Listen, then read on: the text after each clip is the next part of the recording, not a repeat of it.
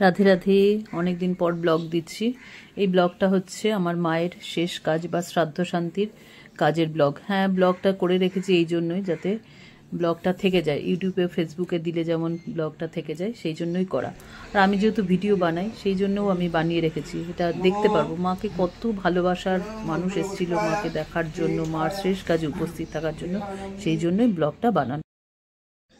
মা চলে যাওয়া, প্রত্যেকের মা চলে যাওয়া ভীষণই বেদনাদায়ক। যতই মায়ের বয়স হোক, বাবার বয়স হোক, মা বাবা চলে যাওয়াটা একটা প্রচণ্ড বেদনাদায়ক। আর যার যখন যায় সে তখনই বুঝতে পারে। মায়ের চলে যাওয়াটা একদমই মেনে নেওয়া যায় না। আর আমার মা ছিলেন হচ্ছে দশভুজা, এমনকি শেষ দিন পর্যন্ত আমার মা ছিলেন দশভুজা। উনি এতটাই কর্মঠ ছিলেন, কোনো কিছুতে না ছিল না। তাই জন্য আমরা সেই জিনিসটা ভুলতে পারছি না। আমরা হচ্ছে 2 ভাই 2 বোন। তো মেয়েদের যেহেতু 4 দিনে কাজ হয়, আমরা ওইখানে আমাদের যুগল মন্দিরের কাজটা করেছি। আর এখন হচ্ছে 2 ভাইয়ের কাজ। আর 2 ভাইয়ের সঙ্গে ভাইদের ছেলে মেয়ে, আমার দাদার একটা ছেলে, ভাইয়ের একটা মেয়ে, তাদেরও কাজ থাকে। তো তাদেরও কাজ ভুজিদান হচ্ছিল। আমার মা এতটাই ভালোবাসার লোক ছিল, যারা যারা চেনো আমার মাকে তারা নিশ্চয়ই জানবে যে প্রত্যেকটা মানুষের জন্য তার কতটা ভালোবাসা ছিল। প্রত্যেকটা মানুষকে কিভাবে আপন করে নিতে হয় সেটা মনে হয় আমার মায়ের কাছ থেকে শেখা উচিত। আমরা যদিও তার কিছুই পাইনি, মনে হয় কিছুই করতে পারিনি, বা মায়ের মতন আমরা কিছুই পাইনি। আমার মায়ের যে শেষ যাত্রা শ্মশান যাত্রা হয়েছিল, সেখানে শ্মশানে 200 লোক এসেছিল। আর বাড়িতে যখন মা শায়িত ছিলেন তখন প্রায় 300-400 লোক।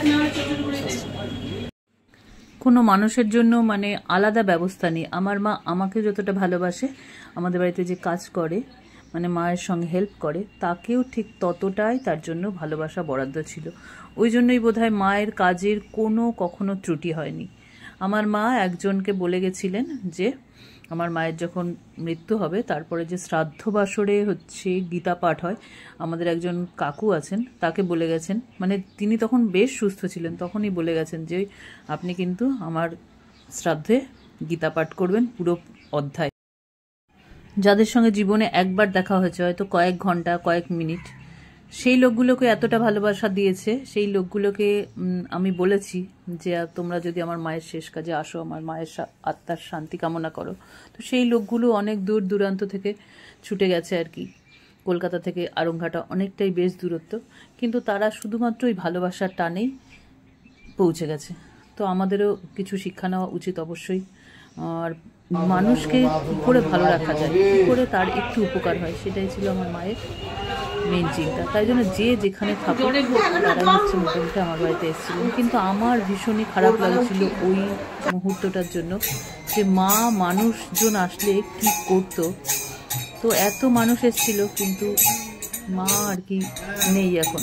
যারা হয়তো মা ছিল অনেক দিন পর্যন্ত আসেনি, তারাও সেদিন এসেছিল মায়ের শেষ কাজে উপস্থিত থেকে। শুধু তাদের ধরে রাখার জন্য আমি ভিডিওটা করেছি।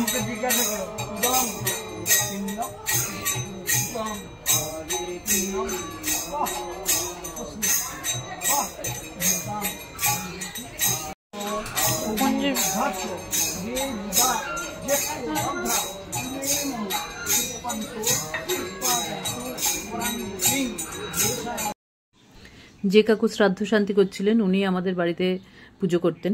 তাকেও আমার মা বলে গেছেন যে দাদা, আমার শ্রাদ্ধটা কিন্তু আপনি ভালো করে দেবেন। যাই হোক, আমরা 4 ভাই বোন মিলে খুব চেষ্টা করেছি যাতে মা যা যা বলে গেছিল, বা মায়ের শ্রাদ্ধ শান্তির যাতে কোনো ত্রুটি না হয়। অ্যাকচুয়ালি অনেকেই বলবে এগুলো তো সব কোনো দরকার নেই, যে মারা গেছে তারপরে আর কিছু থাকে না, কিন্তু আমার মা এগুলো মানতো, নিয়ম কানুন এগুলো মা মানতো। আর মা বলে গেছিল যে তোরা আমার শ্রাদ্ধটা ভালো করে করবি। তাই জন্য আমরা যার পরনায় চেষ্টা করেছি যাতে কাজটা সুস্থ সম্পন্ন হয়, কোনো যেন ত্রুটি না থাকে। তো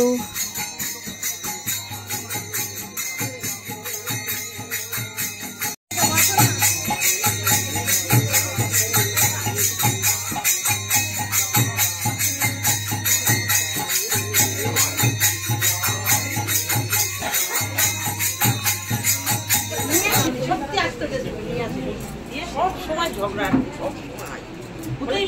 বিশ্বাস করতেই এই বিশ্বাসটা তুই করাতে পারতিস যদি।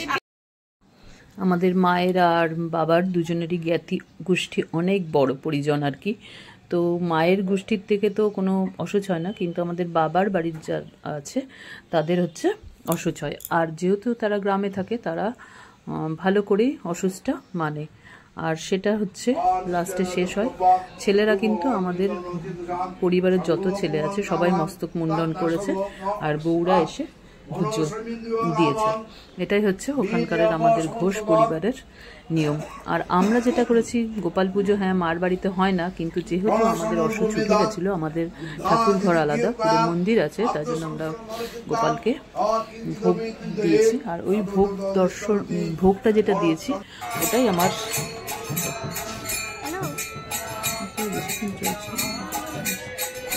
এত করে পরিবারের কোথায় কে আছে সবাইকেই মোটামুটি আমি বলা হয়েছে যে মায়ের শেষ কাজে যেন আমাদের বাড়িতে এসে মায়ের আত্মার শান্তি কামনা করে। তো আমার মনে হচ্ছে না যে কেউ আসেনি, প্রত্যেকটা মানুষ এসছে এবং তাদের ভালোবাসা আমার মায়ের আত্মার শান্তি কামনার জন্য করেছে আর কি।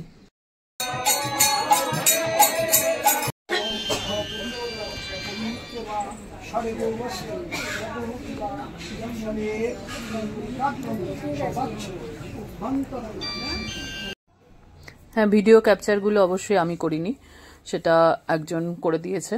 আমি বলেছিলাম যে ভিডিওগুলো ক্যাপচার, কারণ সেদিন মানসিক অবস্থাটা ঠিক সেরকম ছিল না, থাকেও না কারুর, কিন্তু আমি চেয়েছিলাম যে ভিডিওটা করে আমি ব্লগটা দেব, তাই জন্য আমি আমার আর একটা কথা বলে রাখি, আমরা যেমন এখন মানে বৈষ্ণব হওয়ার চেষ্টা করছি, মানে নিরামিষ ভোজি বা ভগবানকে ভোগ দিয়ে আমরা প্রসাদ খাই, আমার মাও সেরকমই ছিলেন।